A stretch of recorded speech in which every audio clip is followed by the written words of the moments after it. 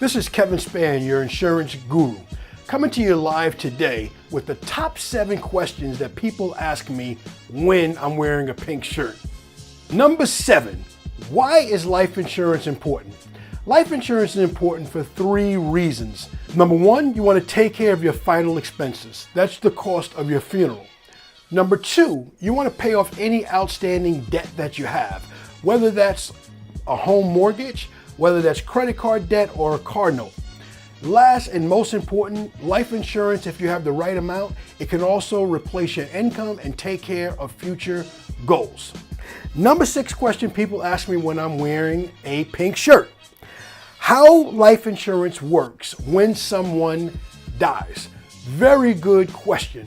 The way that life insurance works when someone dies is that you can let the funeral home know that you have a life insurance policy.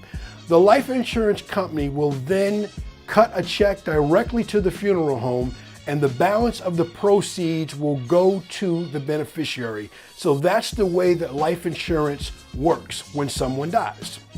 Number 5 question is, will life insurance pay for death by suicide? The answer to that question is no. If someone commits suicide within the first 2 years of having a life insurance policy, it's known as the contestable period. So you cannot buy a life insurance policy and take your own life within 2 years. The life insurance policy will be null and void.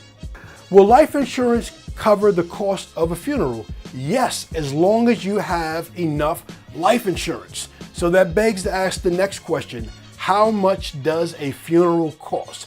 Well, it all depends. If you're being buried locally here in the New York State area, the average cost is between $10,000 and $12,000. But a conversation that I like to have with people, since we have so many people from all over the world in New York, is what are your final plans? Some people plan to be cremated. Believe it or not, you cannot be cremated for free. You'll pay less, but that cost can still be between $3,000 and $5,000. Some people want to be buried abroad in the country that they were originally born in. In that case, they will need more life insurance to pay for their funeral expenses. Can the beneficiary on a life insurance policy be changed? Yes, it can be changed, and yes, it absolutely should be changed in several circumstances. Most times if people are married, they name their spouse as the beneficiary of their life insurance policy. Well, as we all know, about 50% of marriages unfortunately end in divorce. However, they don't always let their life insurance agent or their life insurance company know.